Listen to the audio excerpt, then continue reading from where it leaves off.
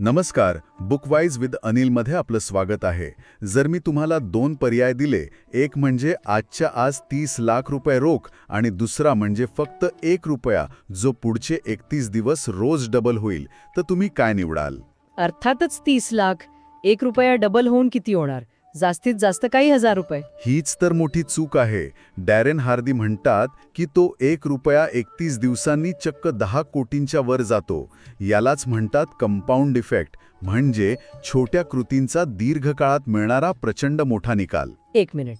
आपण जे ऐकलं ते एका श्रोत्याने पाठवलेल्या ऑडिओ क्लिपचा भाग आहे. त्यांनी डॅरेन हार्डी यांच्या द कंपाऊंड इफेक्ट या पुस्तकावर आधारित एका विश्लेषणाचा अभ्यास करण्याची विनंती केली आहे. आणि सुरुवातीचा प्रश्नच जबरदस्त आहे. हो ना, हा प्रश्न आपल्या विचार करण्याच्या पद्धतीलाच आव्हान देतो. 30 लाख ही एक मोठी आकर्षक रक्कम आहे जी लगेच दिसते, आणि तो 1 रुपया अगदीच क्षुल्लक वाटतो. बरोबर. आपलं मन नेहमीच लगेच मिळणाऱ्या फायद्याकडे ओढलं जातं. यालाच इन्स्टंट ग्रॅटिफिकेशन म्हणतात की नाही?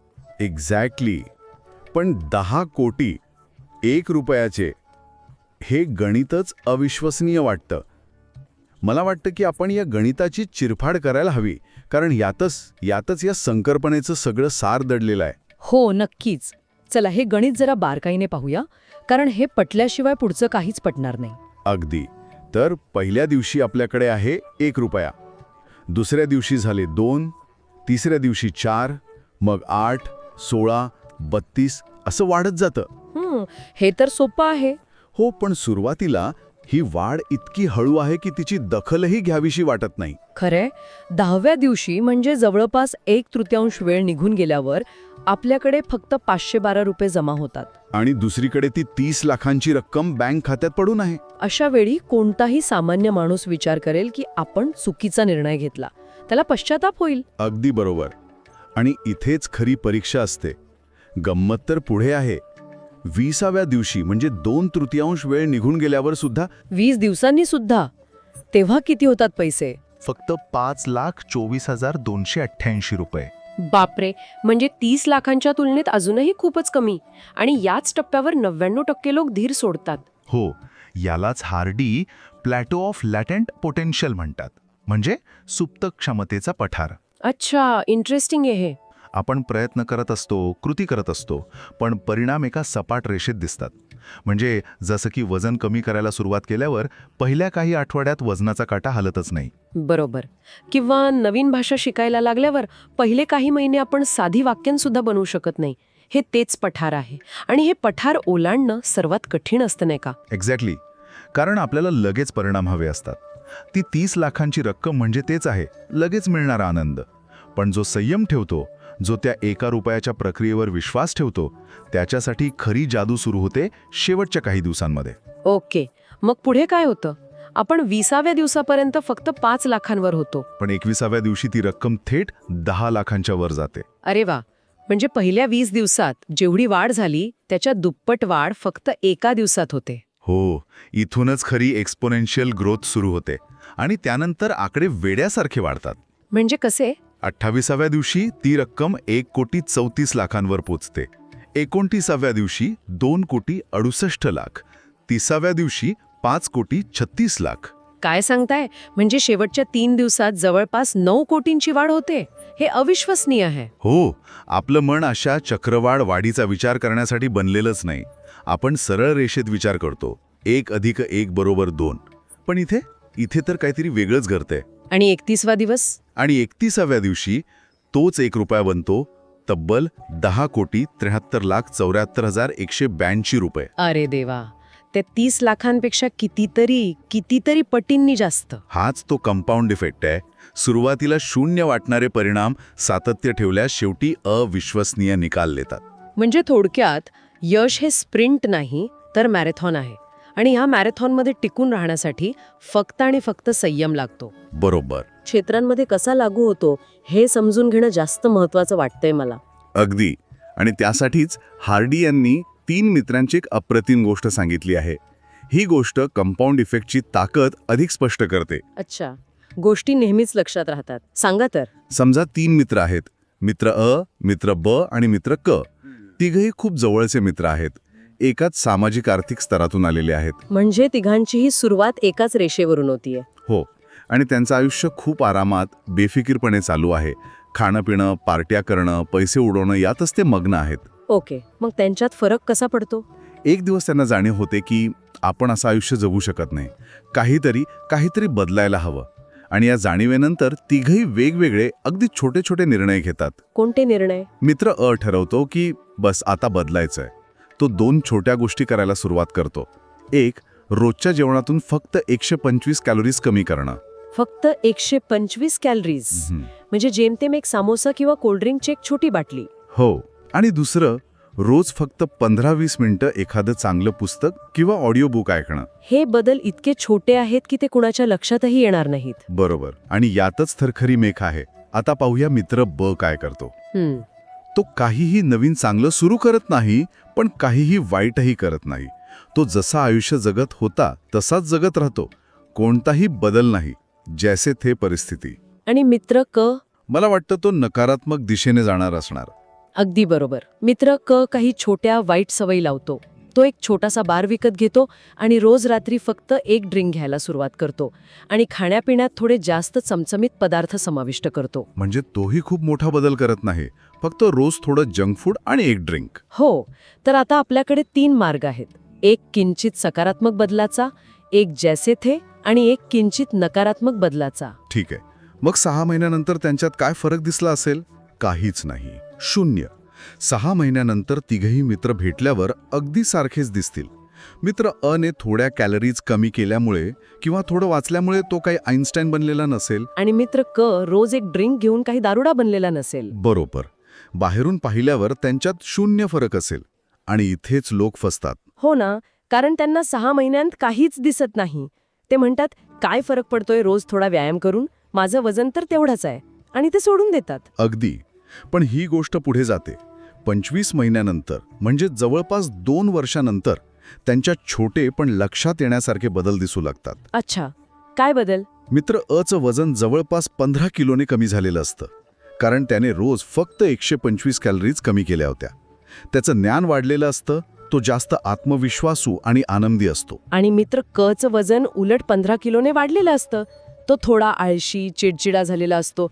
आणि मित्र ब तिथेच असतो जिथे तो 2 वर्षांपूर्वी होता. पण खरी जादू तर 31 महिन्यानंतर घडते असं वाटते. हो, 31 महिन्यानंतर फरक प्रचंड मोठा झालेला असतो. मित्र अ आता शारीरिक आणि मानसिकदृष्ट्या एका वेगळ्याच उंचीवर पोचलेला असतो. त्याने वाचलेल्या ज्ञानाचा उपयोग करून त्याला कामात बढती मिळालेली असते. त्याचे नातेसंबंध सुधारलेले असतात. वाव. तो पूर्णपणे बदललेला असतो. याउलट मित्र क आता लठ्ठ, दुःखी आणि नैराश्यात गेलेला असतो. त्याच्या छोट्या वाईट सवयी कंपाऊंड होऊन त्याच्या आरोग्यावर आणि कामावर परिणाम करत असतात. कमाल आहे. म्हणजे ज्या निवडी सुरुवातीला क्षुल्लक आणि बिनमहत्वाच्या वाटत होत्या, त्यांनीच 2-2.5 वर्षात दोघांच्या आयुष्यात जमीन आसमानाचा फरक निर्माण केला. हो, यातून एक महत्वाचा मुद्दा समोर येतो की यश हे काहीतरी भव्य दिव्य करून मिळत नाही, तर रोजच्या बोरिंग, शिस्तबद्ध आणि सातत्यपूर्ण कृतींमधून मिळतं. परफेक्ट. समाज आपल्याला नेहमी मोठमोठ्या धाडसी पावलांबद्दल सांगतो, ओव्हरनाईट सक्सेसच्या कथा ऐकवतो. पण खरं यश हे त्या रोजच्या न दिसणाऱ्या छोट्या निवडींमध्ये दडलेलं असतं. म्हणजे आपण लिफ्ट घेतो की जिने चढतो, फळ खातो की चिप्सचं पाकिट, पुस्तक वाचतो की सोशल मीडियावर वेळ घालवतो, ह्याच निवडी कंपाऊंड होतात. अगदी. आणि याच विचारातून डॅरन हार्डी यांनी यशाचा एक सोपा पण अत्यंत प्रभावी फॉर्म्युला तयार केला आहे. तो काही रॉकेट सायन्स नाही, पण तो आयुष्याच्या प्रत्येक पैलूला लागू होतो. काय आहे तो फॉर्म्युला? तो फॉर्म्युला असा आहे: स्मार्ट निवड प्लस सातत्यपूर्ण कृती प्लस वेळ इज इक्वल टू प्रचंड मोठा बदल. स्मार्ट निवड प्लस सातत्यपूर्ण कृती प्लस वेळ. म्हणजेच small smart choices plus consistency plus time is equal to radical difference. हे ऐकायला खूप सोपं वाटतंय, पण यातला प्रत्येक शब्द खूप खोल अर्थ असलेला आहे असं वाटतंय. हो ना. आपण प्रत्येक घटकावर सविस्तर बोलूया. सुरुवात करूया स्मार्ट निवडपासून. स्मार्ट म्हणजे नक्की काय? हो, हा उत्तम प्रश्न आहे. स्मार्ट निवड म्हणजे अशी निवड जी तुमच्या ध्येयांशी आणि मूल्यांशी जुळते. हार्डी म्हणतात की आपलं आजचं आयुष्य हे आपल्या भूतकाळातल्या निवडीचं प्रतिबिंब आहे. म्हणजे आपण आज जिथे आहोत ते आपल्या निवडींमुळे आहोत. हो, आणि 100% जबाबदारी स्वीकारणं ही बदलाची पहिली पायरी आहे. पण आपण कळत नकळतपणे अनेक निवडी करत असतो, दिवसाला हजारो. मग प्रत्येक निवडीचा विचार कसा करायचा हे तर खूप थकवणार आहे. बरोबर. त्याचसाठीच ज्या गोष्टी आपल्यासाठी सर्वात महत्त्वाच्या आहेत, जसं की आरोग्य, करिअर, नातेसंबंध, त्या क्षेत्रांमधल्या निवडींबद्दल जागरूक राहणं महत्त्वाचं आहे. उदाहरणार्थ जर आपलं ध्येय निरोगी राहणं असेल तर जेवताना काय खायचं ही एक स्मार्ट निवड करण्यासारखी गोष्ट आहे. मित्र अने दिवसातून फक्त 125 कॅलरीज कमी करण्याची स्मार्ट निवड केली. कारण ती त्याच्या ध्येयाशी जुळणारी होती आणि ती इतकी सोपी होती की तो ती सातत्याने करू शकत होता. एक्झॅक्टली. म्हणजे स्मार्ट निवडीची 2 वैशिष्ट्ये आहेत. एक म्हणजे ती तुमच्या ध्येयाला पूरक असावी आणि दुसरं म्हणजे ती इतकी सोपी असावी की ती रोज करता येईल. म्हणजे मला उद्यापासून 2 तास जिमला जायचं आहे, ही कदाचित स्मार्ट निवड नाही, कारण ती टिकवणं कठीण आहे. हो, त्याऐवजी मी रोज फक्त 15 मिनिटं चालायला जाईन ही जास्त स्मार्ट निवड आहे. बरोबर. आणि इथेच दुसरा घटक येतो, सातत्यपूर्ण कृती. निवड केली पण कृती केली नाही तर तो फक्त एक हवेतला विचार राहतो. आणि एकदा कृती केली आणि सोडून दिली तरीही काही उपयोग नाही. कंपाऊंडिंगसाठी सातत्य लागतं. हो, रोज एक वीट रचली तरच भिंत उभी राहते. पण सातत्य ठेवणं हेच तर सगळ्यात मोठं आव्हान आहे. प्रेरणा सुरुवातीला असते पण नंतर ती निघून जाते. मग सवयी कशा टिकवायच्या? त्यासाठी हार्डी सवयींची शक्ती ओळखायला सांगतात, म्हणजे हॅबिट्स. जेव्हा तुम्ही एकच कृती वारंवार करता तेव्हा ती तुमची सवय बनते. अच्छा. मग तुम्हाला ती गोष्ट करण्यासाठी इच्छाशक्तीची म्हणजे विलपॉवरची गरज लागत नाही, ती आपोआप घडते. जसं रोज सकाळी उठून दात घासण्यासाठी आपल्याला प्रेरणा लागत नाही, ती एक सवय आहे. म्हणजे आपलं ध्येय हेच असायला हवं की चांगल्या निवडींना कृतीत आणून त्यांना सवयांमध्ये रूपांतरित करायचं. हो, यालाच ऑटो पायलट मोड म्हणता येईल. म्हणजे तुमचं आयुष्य चांगल्या सवयींच्या जोरावर पुढे जाईल, तुम्हाला रोज स्वतःला ढकलावं लागणार नाही. आणि मग तिसरा घटक येतो वेळ. वेळ हा या फॉर्म्युल्यातील सर्वात शक्तिशाली आणि दुर्लक्षित घटक आहे. बरोबर. वेळ चांगल्या सवयींचा मित्र आहे आणि वाईट सवयींचा शत्रू. तुम्ही कितीही चांगली निवड केली आणि कितीही सातत्य ठेवलं तरी एका रात्रीत परिणाम दिसणार नाहीत. त्या एका रुपयाला 10 कोटी बनायला 31 दिवस लागले. त्याला वेळ द्यावाच लागला. हो, संयम हाच यशाचा खरा पाया आहे. आणि इथेच एक धोक्याची सूचना आहे, नाही का? हा फॉर्म्युला चांगल्या आणि वाईट दोन्ही गोष्टींसाठी सारखाच काम करतो. हो, आणि हीच सर्वात भीतीदायक गोष्ट आहे. कंपाऊंड इफेक्ट न्यूट्रल आहे, त्याला चांगलं वाईट कळत नाही. म्हणजे जर तुमच्या निवडी चुकीच्या असतील, जसं की रोज जंक फूड खाणं, म्हणजे स्मार्ट ऐवजी डम चॉईस, तुमची कृती त्या निवडीला धरून असेल आणि तुम्ही ते वर्षानुवर्ष करत राहिलात तर त्याचा परिणाम काय होईल? आरोग्य बिघडेल. तोच कंपाऊंड इफेक्ट पण नकारात्मक दिशेने काम करेल. अगदी. सिगारेटची एक काडी लगेच फुफ्फुसाचा कॅन्सर करत नाही, पण रोज एक सिगारेट ओढण्याची सवय काही वर्षांनी नक्कीच करते. रोज क्रेडिट कार्डवर केलेला छोटा अनावश्यक खर्च महिन्याच्या शेवटी कर्जाचा मोठा डोंगर उभा करतो. रोज थोडी कुरकुर करण्याची सवय कालांतराने नातेसंबंध खराब करते. हे सगळे नकारात्मक कंपाऊंड इफेक्टचेच प्रकार आहेत. त्यामुळे संदेश अगदी स्पष्ट आहे. तुमच्या छोट्या दैनंदिन निवडींकडे लक्ष द्या, कारण त्याच तुमचं भविष्य घडवत आहेत. चांगलं किंवा वाईट, प्रत्येक निवड म्हणजे भविष्यासाठी टाकलेलं एक मत आहे. गणित तर पटलं, पण हे आपल्या रोजच्या आयुष्यात कसं काम करतं? आपण डाएट करतो किंवा नवीन काम सुरू करतो, पण सुरुवातीला काहीच रिझल्ट दिसत नाही. मग लोक तिथेच सोडून देतात. या दिसत नसलेल्या प्रगतीला हँडल करण्याचं एक गुपित आहे. ते गुपित म्हणजे ट्रॅकिंग. जोपर्यंत तुम्ही तुमच्या प्रत्येक कृतीची नोंद ठेवत नाही तोपर्यंत तुम्ही ती सुधारू शकत नाही. म्हणजे मी दिवसातून किती वेळा चहा पिला किंवा किती वेळ मोबाईल वापरला हे सगळं लिहून ठेवायचं. अगदी. सुरुवातीला थोडं विचित्र वाटू शकतं, पण जेव्हा तुम्ही लिहिता तेव्हा तुम्हाला तुमच्या सवयींचा एक आरसा दिसतो. आणि एकदा का तुम्ही योग्य सवयी लावून घेतल्या की बिग म्हणजेच मोमेंटम तुमच्या मदतीला येतो. आणि ह्या सवयींचा पाया म्हणजे आपण रोज घेत असलेले छोटे छोटे निर्णय. हो. डॅरेन हार्डी यांच्या द कंपाऊंड इफेक्ट या संकल्पनेनुसार आपलं आयुष्य हे आपल्या निवडींचं प्रतिबिंब असतं. बरोबर. यशस्वी आणि अयशस्वी लोकांमध्ये फरक फक्त त्यांच्या निवडीचा असतो. थांबा, इथेच मला एक प्रश्न पडतो. हां. द कंपाऊंड इफेक्ट ही संकल्पना मला वाटतं आपल्यापैकी बऱ्याच जणांनी ऐकली असेल. हो, खूप लोकप्रिय आहे. आणि ऐकायला खूप सोपी आणि आकर्षक वाटते. पण मग असं का होतं की 99% लोक हे प्रत्यक्षात अंमलात आणू शकत नाहीत? आज आपण या काचाच शोध घेऊया. पाहूया की हे सोपं दिसणारं तत्वज्ञान प्रत्यक्षात उतरवताना नेमक्या कोणत्या अडचणी येतात. खूपच महत्वाचा मुद्दा आहे हा, कारण यशाचं रहस्य हे मोठमोठ्या गोष्टींमध्ये नाहीये. नाही. ते आहे अत्यंत लहान आणि खरं सांगायचं तर कंटाळवाणा वाटणाऱ्या दैनंदिन कामांमध्ये. आणि माणसं म्हणून आपल्याला कंटाळवाण्या गोष्टी आवडत नाहीत. खरंय. आपल्या 95% जास्त कृती या नकळतपणे होत असतात. म्हणजे आपण एका ऑटो पायलट मोडवर जगत असतो. जसं की सकाळी उठल्यावर फोन हातात घेणं, त्यासाठी विचार करावा लागत नाही. अगदी तसाच. ती एक आपोआप होणारी गोष्ट आहे. हीच अनकॉन्शियस हॅबिट किंवा नकळत लागलेली सवय आहे. अच्छा. अगदी आपल्या आईच्या हातच्या पोळीसारखं. ती विचार करत नाही की पीठ किती घ्यायचं किंवा पोळी कशी लाटायची. तिचे हात आपोआप ते काम करतात. हो. इतक्या वर्षांच्या सरावाने ती कृती तिच्या स्वभावाचा भाग बनलेली असते. त्यामुळे आपल्याला जास्त इच्छाशक्तीची म्हणजे विल पॉवरची नाही, तर चांगल्या सवयींची गरज आहे. बरोबर. हार्डी यांनी यासाठी एक फॉर्म्युला दिलाय नाही का? हो. तो फॉर्म्युला आहे तुमचा निर्णय म्हणजे चॉईस. त्याला जोड हवी तुमच्या कृतीची म्हणजे ॲक्शनची.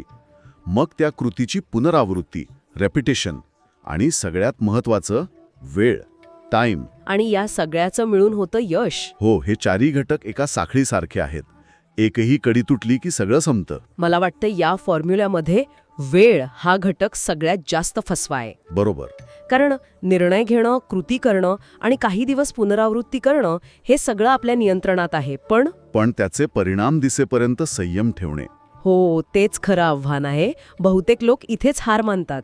तुम्ही अगदी अचूक मुद्दा पकडला आहे. यालाच इन्स्टंट ग्रॅटिफिकेशनचा मोह म्हणतात. म्हणजे लगेच परिणाम हवेत. की उद्या सकाळी आरशात फरक दिसायला हवा असतो. खरंय. पण कंपाऊंड इफेक्ट असा काम करत नाही. तो हळूहळू अदृश्यपणे काम करतो. सुरुवातीला काहीच फरक दिसत नाही आणि त्यामुळे आपला विश्वास उडतो. मग यावर उपाय काय? म्हणजे कोणतीही चांगली सवय अनकॉन्शियस किंवा आपोआप होणारी बनण्याआधी जाणीवपूर्वक प्रयत्न करावे लागतात. हो, ते कॉन्शियस एफर्ट. आणि मला वाटतं इथेच सुरुवातीला उल्लेख केलेलं ट्रॅकिंग महत्वाचं ठरतं का? नक्कीच. ट्रॅकिंग म्हणजे तुमच्या नवीन सवयीला तुमच्या नजरेसमोर ठेवणं. अच्छा. समजा तुम्ही रोज 2 लिटर पाणी प्यायचं ठरवलं. सुरुवातीला लक्षात राहणार नाही, पण जर तुम्ही एका वहीत किंवा ॲपमध्ये प्रत्येक ग्लास पाण्याची नोंद ठेवली तर 2 गोष्टी होतात. काय? एक, तुम्हाला तुमची प्रगती दिसते, ज्यामुळे प्रोत्साहन मिळतं. आणि दुसरं, ती गोष्ट तुमच्या मनातून निसटत नाही. काही आठवड्यांनी तुम्हाला नोंद ठेवायची गरजच पडणार नाही, कारण तोपर्यंत तुमचं शरीर आणि मन त्यासाठी तयार झालेलं असेल. म्हणजे ट्रॅकिंग हे एका नव्या सवयीसाठी सुरुवातीला लावलेल्या ट्रेनिंग व्हील सारखं आहे. अगदी. एकदा सवय लागली की त्याची गरज नाही. पण मला सांगा, हे सगळं चांगल्या सवयींबद्दल झालं, पण वाईट सवयींचं काय? त्या तर कोणत्याही ट्रॅकिंग शिवाय इतक्या लवकर आणि घट्ट कशा काय रुजतात? हा एक मानसशास्त्रीय खेळ आहे. याचे कारण म्हणजे वाईट सवयींचा ट्रिगर आणि त्यातून मिळणारा तात्काळ आनंद. ट्रिगर म्हणजे अशी कोणती तरी घटना किंवा भावना जी तुम्हाला ती वाईट सवय करण्यासाठी उद्युक्त करते. उदाहरणार्थ, कामाचा ताण आला की सिगरेट ओढण्याची इच्छा होणं. इथे कामाचा ताण हा ट्रिगर आहे. आणि सिगरेट ओढल्यावर तात्पुरता का होईना पण आराम मिळतो. म्हणजे मेंदूला लगेच एक रिवॉर्ड मिळतं. बरोबर. या उलट चांगल्या सवयींचा रिवॉर्ड मिळायला वेळ लागतो. आज व्यायाम केल्याचा फायदा लगेच दिसत नाही, तो काही महिन्यांनी दिसतो. हो. त्यामुळे आपला मेंदू सोपा मार्ग निवडतो आणि तात्काळ आनंद देणाऱ्या वाईट सवयींकडे ओढला जातो. अच्छा.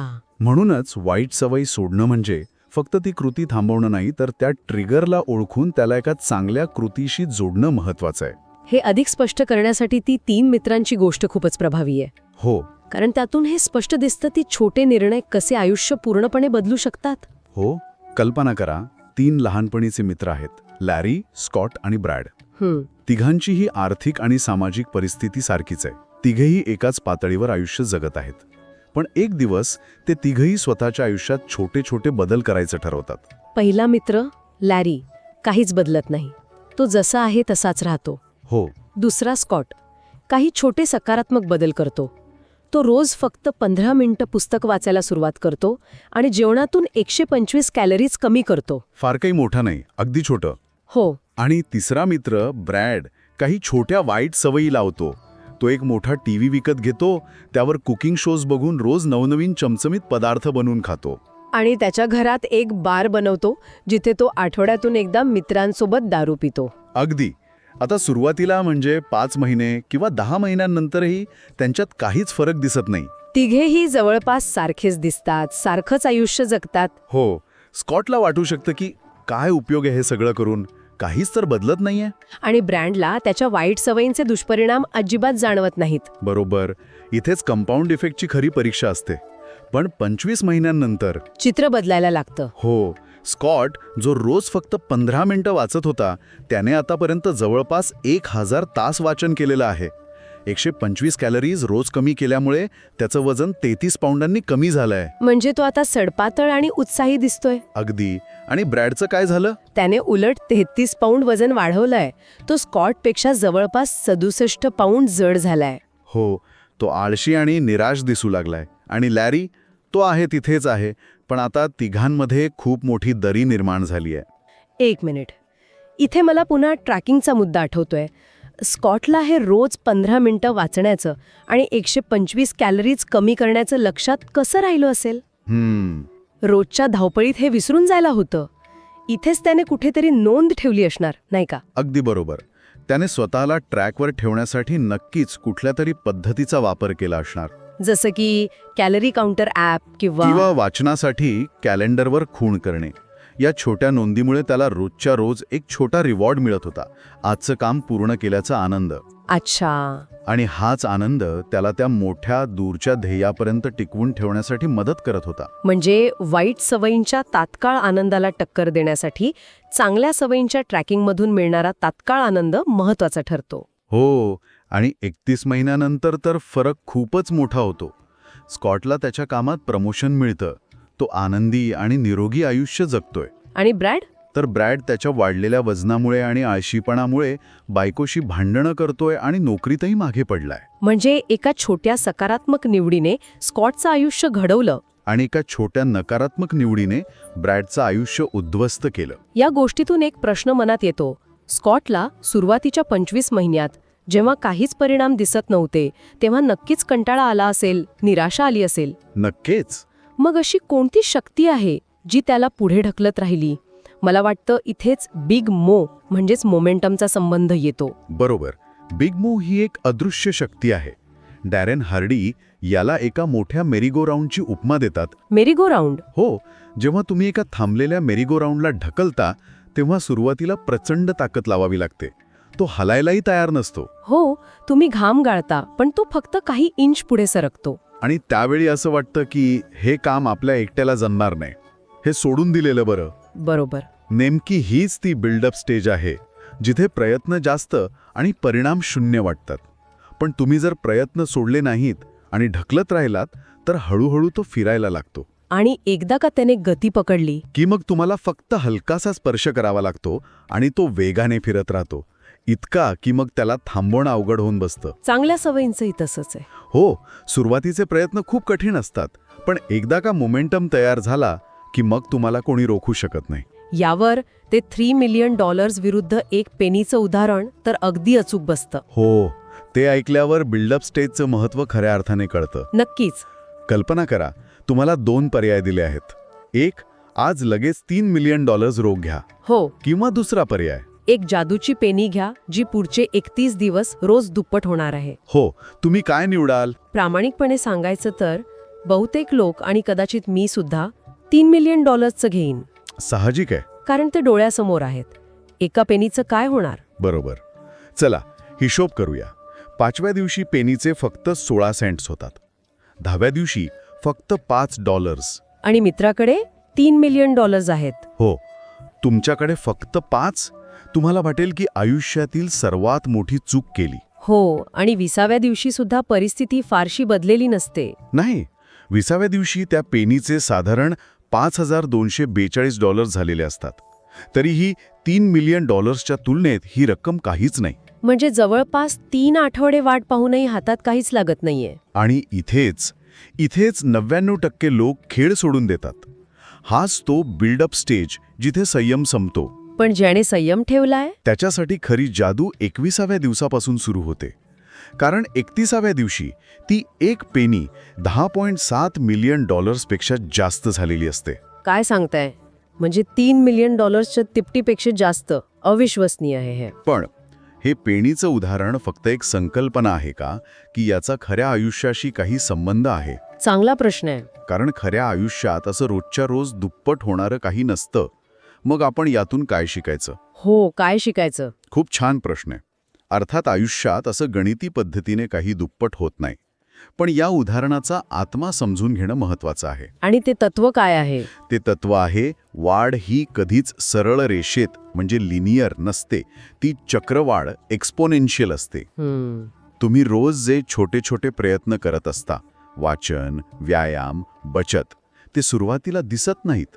ते आतल्या आत मुदत ठेवीवरच्या व्याजाप्रमाणे जमा होत असतात. अच्छा. आणि एक दिवस येतो जेव्हा ते इतक्या वेगाने वाढतात की लोकांना वाटतं, अरे याला तर एका रात्रीत यश मिळालं. पण त्या एका रात्रीमागे कित्येक वर्षांची न दिसणारी मेहनत असते. तो बिल्डअप स्टेज असतो. अगदी बरोबर. बिग मूचं रहस्य हेच आहे. छोट्या छोट्या सवयी सुरुवातीला कमी महत्त्वाच्या वाटतात, पण वेळोवेळी त्या चक्रवाढ व्याजाप्रमाणे वाढत जातात आणि एक दिवस त्या तुम्हाला यशाच्या शिखरावर पोहोचवतात. म्हणजे जो संयम ठेवतो त्यालाच अनपेक्षित फळ मिळतं. हो, म्हणून यशाचं रहस्य मोठमोठ्या उड्या मारण्यात नाही, तर रोज उचललेल्या लहान पण योग्य पावलांमध्ये आहे, ज्यांची कालांतराने सवय बनते. आणि सर्वात महत्त्वाची गोष्ट म्हणजे सातत्य आणि संयम. हो, बरेच लोक सुरुवातीच्या बिल्डअप स्टेजमध्येच हार मानतात, कारण त्यांना झटपट परिणाम हवे असतात. ते जिम लावतात, 2 दिवस जातात आणि आरशात बघतात. आणि फरक दिसला नाही की सोडून देतात. पण जो टिकून राहतो त्यालाच बिग मोचा फायदा मिळतो. एकदा मोमेंटम मिळाला की तुम्ही प्रगती करू लागता. पण वाटेत अनेक अडथळे येतात. लोक टीका करतात किंवा आपण स्वतःच कंटाळतो. अशा वेळी स्वतःला ट्रॅकवर कसं ठेवायचं यासाठी डॅरन हार्डी एक रिदम सांगत आहेत. म्हणजे रिधम म्हणजे साप्ताहिक आणि मासिक दिनचर्या. म्हणजे आपण फक्त कामात व्यस्त राहून चालणार नाही, तर अधूनमधून स्वतःला चेक करणं सुद्धा गरजेचं आहे. नक्कीच. आणि त्यासोबतच आपल्या आजूबाजूला कोणती माणसं आहेत यावर आपलं भविष्य अवलंबून असतं. आज आपण डॅरेन हार्डी यांच्या द कंपाऊंड इफेक्ट या संकल्पनेवर जरा सखोल चर्चा करणार आहोत. आपला उद्देश फक्त माहिती देणं नाही आहे, तर त्यामागचा तो विचार समजून घेणं आहे, जो आपल्या रोजच्या निवडींकडे बघण्याचा दृष्टिकोनच बदलू शकतो. आणि हा दृष्टिकोन समजून घेण्यासाठी एक खूप मजेशीर विचार आहे. अच्छा. समजा 2 पर्याय दिलेत. एक म्हणजे आत्ता ह्या क्षणी $3 मिलियन रोख घेणे, अरे वा. किंवा दुसरा पर्याय म्हणजे एक पेनी घेणे, जी पुढच्या 31 दिवसांसाठी दररोज दुप्पट होत जाईल. काय निवडलं जाईल? साहजिक आहे, बहुतेक लोक $3 मिलियन निवडतील, कारण ती एक मोठी रक्कम आहे आणि ती लगेच मिळतीये. एक पेनी घेऊन कोण वाट बघणार, बरोबर ना? कंपाऊंड इफेक्टची खरी जादू आहे. लोकांना वाटतं की ते हुशारीचा निर्णय घेत आहेत, पण जर आपण गणित केलं ना, तर ती एक पेनी 31 दिवसानंतर $10 मिलियन पेक्षा जास्त होते. काय सांगताय? 1 मिनिट म्हणजे 3 मिलियनच्या तिप्पटपेक्षाही जास्त? हो, तब्बल $10,47,118.24. अविश्वसनीय आहे हे. या एका उदाहरणाने लगेच कळतं की यात किती ताकद आहे. दररोज होणारा तो छोटासा न दिसणारा बदल किती मोठा फरक घडवू शकतो. अगदी बरोबर. आणि डॅरेन हार्डी हेच सांगतात की यश हे मोठमोठ्या धाडसी निर्णयांवर अवलंबून नसतं, तर ते रोजच्या छोट्या हुशारीने घेतलेल्या आणि सातत्याने केलेल्या कृतींचा परिणाम असतो. यावर आधारित 3 मित्रांची एक गोष्ट आहे, जी ही संकल्पना अगदी सोप्या पद्धतीने समजावते. हो, हे उदाहरण खूपच प्रभावी आहे. 3 मित्र जे सुरुवातीला अगदी सारखं आयुष्य जगत होते. म्हणजे चांगली नोकरी, साधारण सारखा पगार आणि आयुष्याबद्दल सारख्याच तक्रारी. पण एका क्षणी त्यांनी त्यांच्या आयुष्यात छोटे छोटे बदल करायचं ठरवलं. काय होते ते बदल? पहिला मित्र लॅरी, तो काहीच बदलत नाही. तो जसा आहे तसाच खुश असतो. ओके. दुसरा मित्र स्कॉट, तो काही छोटे सकारात्मक बदल करतो. म्हणजे रोज 30 मिनिटं एखादं प्रेरणादायी पुस्तक वाचायला सुरुवात करतो. आणि कामावर जाता येता शैक्षणिक पॉडकास्ट ऐकतो. आणि रोजच्या जेवणातून फक्त 125 कॅलरीज कमी करायचं ठरवतो. फक्त 125 म्हणजे फार काही नाही. हो, म्हणजे साधारण एक कोल्ड्रिंक इतक्या. आणि तिसरा मित्र ब्रॅड, तो काही छोट्या पण नकारात्मक सवयी लावतो. अच्छा. तो एक मोठा टीव्ही विकत घेतो आणि त्यावर कुकिंग शोज बघायला लागतो. आणि ते बघून बघून त्याला नवनवीन पदार्थ बनवायची इच्छा होते, जे अर्थातच थोडे अनहेल्दी असतात. आणि आणि तो त्याच्या ऑफिसमध्ये एक मिनी बार बनवतो आणि आठवड्यातून एकदा ड्रिंक घ्यायला सुरुवात करतो. सुरुवातीला तर यांच्यात काहीच फरक दिसला नसेल. म्हणजे 5-10 महिन्यात तर कोणाला काही कळलंच नसेल की नाही. अजिबात नाही. 5 महिन्यानंतर तिघेही सारखेच दिसत होते. 10 महिन्यानंतरही फारसा फरक नव्हता. पण 18व्या महिन्यापासून मग दिसायला लागले बदल. हो, तेव्हापासून छोटे छोटे बदल दिसायला सुरुवात झाली. आणि 31 महिन्यानंतर म्हणजे साधारण 2.5 वर्षांनी त्यांच्यातला फरक प्रचंड मोठा आणि स्पष्ट झाला होता. काय फरक होता तो? स्कॉट, जो रोज थोडं वाचत होता आणि 125 कॅलरीज कमी करत होता, त्याचं 33 पाऊंड वजन कमी झालं होतं. तो आता फिट दिसत होता. वा. वाचनामुळे त्याला कामात नवीन आयडिया सुचल्या, ज्यामुळे त्याला प्रमोशन आणि पगारवाढ मिळाली. आणि ब्रॅडचं काय झालं? या उलट ब्रॅड, जो अनहेल्दी खात होता, त्याचं वजन स्कॉटपेक्षा 67 पाऊंड जास्त होतं. तो आळशी आणि चिडचिडा झाला होता. कामात त्याचं लक्ष नव्हतं आणि त्याच्या वैवाहिक जीवनातही तणाव होता. आणि लॅरी, जो काहीच करत नव्हता? तो जिथे होता तिथेच होता. फक्त आता तो पूर्वीपेक्षा जास्त तक्रारी करत होता. म्हणजे बघा, एकाने छोट्या सकारात्मक सवयी लावल्या, दुसऱ्याने छोट्या नकारात्मक, आणि तिसऱ्याने काहीच नाही केलं. आणि काही वर्षात त्यांचं आयुष्य पूर्णपणे वेगळ्या दिशेला गेलं. बरोबर. यातूनच डायरन हार्डी यशाचे एक सूत्र सांगतात. तुमची निवड प्लस तुमची कृती प्लस सवय प्लस वेळ बरोबर यश. यातला प्रत्येक शब्द महत्वाचा आहे. सुरुवात होते निवडीपासून. आपलं आजचं आयुष्य हे आपल्या भूतकाळात घेतलेल्या असंख्य लहानसा निवडींचा परिणाम आहे. पण अनेकदा आपल्याला कळतच नाही की आपण एखादी निवड करतोय. ती इतकी सवयीची होऊन जाते की आपण विचारच करत नाही. अगदी जसं सकाळी उठल्या उठल्या फोन बघणं. ही एक निवड आहे, पण ती आता सवय झाली आहे. खरंय. आणि म्हणूनच हार्डी म्हणतात की तुमच्या आयुष्याची 100% जबाबदारी घ्या. प्रत्येक गोष्टीसाठी स्वतःला जबाबदार धरा. एकदा का तुम्ही तुमच्या निवडींबद्दल जागरूक झालात की तुम्ही त्या बदलू शकता. आणि निवडीनंतर येते कृती. हो, निर्णय घेऊन काहीच उपयोग नाही जोपर्यंत त्यावर कृती होत नाही. वजन कमी करायचं ठरवून जर व्यायामच केला नाही तर काहीच बदल होणार नाही. पण खरी अडचण येते तिसऱ्या घटकात, सवय. 1-2 दिवस कृती करणं सोपं आहे, पण ती रोज करणं, तिची सवय लावणं खूप कठीण आहे. इथेच बहुतेक लोक हार मानतात. कारण सवय बनवण्यासाठी वेळ आणि सातत्य लागतं. मग प्रश्न असा आहे की या निवडी आणि सवयी येतात कुठून?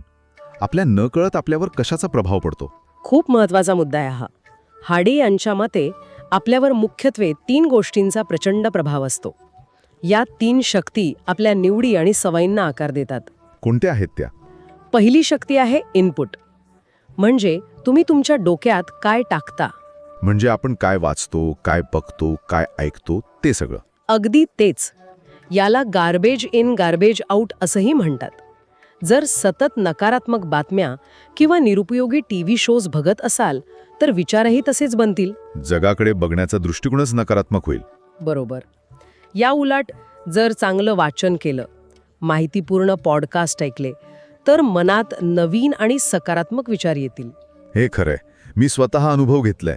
सकाळी उठून जर सोशल मीडियावर नकारात्मक चर्चा वाचली तर पूर्ण दिवस विचित्र जातो. पण त्याऐवजी एखादं चांगलं पुस्तक वाचलं तर दिवसभर ऊर्जा जाणवते. दुसरी शक्ती आहे संगत, असोसिएशन्स.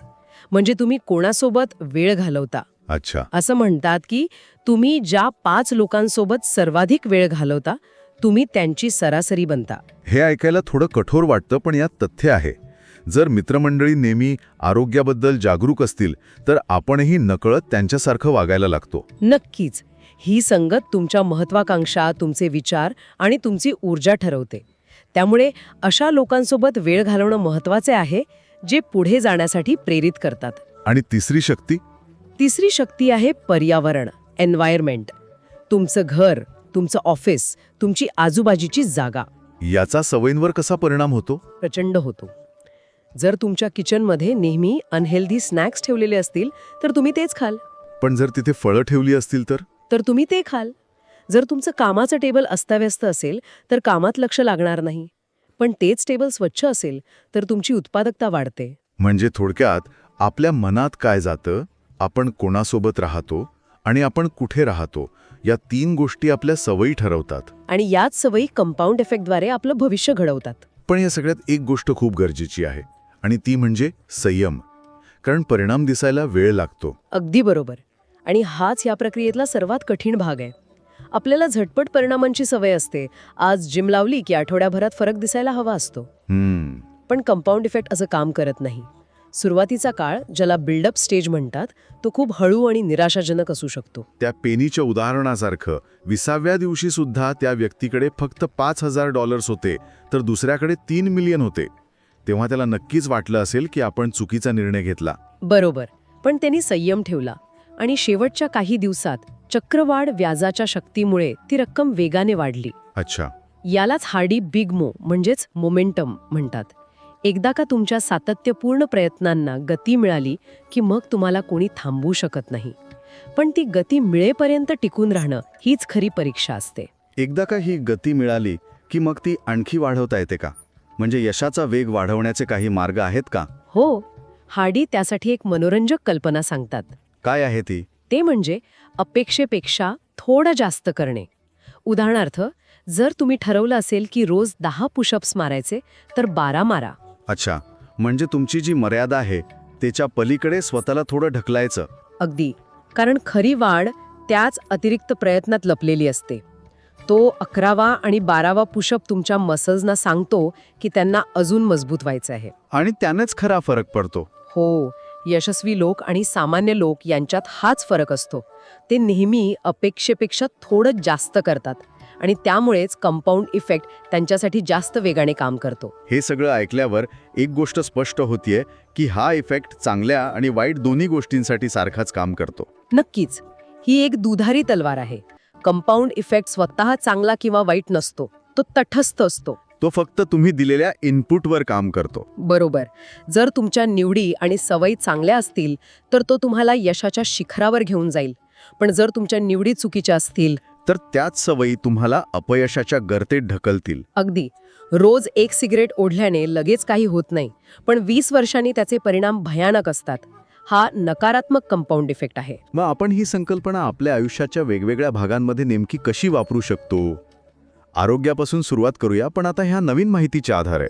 आरोग्याच्या बाबतीत तुमच्या इनपुट्स आणि पर्यावरणावर लक्ष केंद्रित करा. म्हणजे घरी अनहेल्दी पदार्थ आणणंच बंद करा. म्हणजे निवड करायचा प्रश्नच येणार नाही. बरोबर. तुमच्या संगतीमध्ये असे मित्र शोधा जे तुमच्यासोबत व्यायामाला येतील. यामुळे सातत्य टिकून राहतं. दररोज फक्त 30 मिनिटं चालायला सुरुवात करा. ही छोटी सवय आरोग्यात मोठा सकारात्मक बदल घडवते. आणि आर्थिक बाबतीत, कारण पैसे वाचवणं हे अनेकांसाठी एक मोठं आव्हान असतं. तिथेही हाच नियम लागू होतो. तुमच्या पगारातून एक छोटी रक्कम जी तुम्हाला जाणवणारही नाही, ती आपोआप दुसऱ्या बँक खात्यात जाईल अशी व्यवस्था करा. हे पर्यावरण बदलण्यासारखं झालं ना? हो. तुम्ही ती निवड करत नाही, ती आपोआप होते. तुमच्या मित्रांसोबत महागड्या हॉटेल्समध्ये जाण्याऐवजी महिन्यातून एकदा घरी जेवायला बोलवा. ही संगत बदलण्याची एक पद्धत आहे. हे ऐकायला खूप प्रभावी वाटतंय. म्हणजे छोट्या कृतींना योग्य वातावरणाची आणि संगतीची जोड दिली तर त्या सवयी बनणं सोपं होतं. स्वविकासासाठी काय करता येईल? स्वविकासासाठी तुमचा इनपुट बदलावा लागेल. रोज ठरवून काही पानं वाचा किंवा कामावर जाता येता ऑडिओ बुक ऐका. तुमच्या क्षेत्रातल्या यशस्वी लोकांचे इंटरव्ह्यूज बघा. तुमच्या मोबाईलमधून असे ॲप्स काढून टाका जे तुमचा वेळ वाया घालवतात. हा तुमच्या डिजिटल पर्यावरणातला बदल आहे. या संपूर्ण चर्चेतून एक गोष्ट स्पष्ट होतीये. यशस्वी होण्यासाठी कोणताही शॉर्टकट नाही. सातत्य आणि योग्य निवडीच महत्त्वाचे आहेत. बरोबर. लोक अपयशी होतात कारण ते मध्येच सोडून देतात. त्यांना झटपट परिणाम हवे असतात. त्यांना बिल्डअप स्टेजचा कंटाळा येतो. पण कंपाऊंड इफेक्टसाठी तुम्हाला तुमचा आराम आणि सोयीस्करपणा सोडावा लागतो. हो, संयम ठेवावा लागतो आणि तुमच्या ध्येयांवर आणि निर्णयांवर ठाम राहावं लागतं. सुरुवातीला काहीच परिणाम दिसत नसतानाही प्रयत्न करत राहणं हीच खरी परीक्षा असते. तर या संपूर्ण चर्चेचा सार काय आहे? नाही, तो तर नेहमीच काम करत असतो. तो नेहमीच प्रत्येक क्षणी काम करत असतो. प्रश्न फक्त हा आहे की आपण त्याला आपल्या फायद्यासाठी वापरतो की आपल्या विरोधात. आपली प्रत्येक छोटी निवड, प्रत्येक कृती आणि प्रत्येक सवय आपल्याला एकतर आपल्या ध्येयाकडे घेऊन जात आहे किंवा त्यापासून दूर नेत आहे. निवड आपली आहे. तुम्हाला हा व्हिडिओ कसा वाटला? कमेंट बॉक्समध्ये नक्की कळवा. हा व्हिडिओ तुमच्या मित्रमैत्रिणींसोबत नक्की शेअर करा आणि अशाच प्रेरणादायी पुस्तकांसाठी बुकवाईज विथ अनिल या यूट्यूब चॅनलला सबस्क्राईब करा. जय हिंद.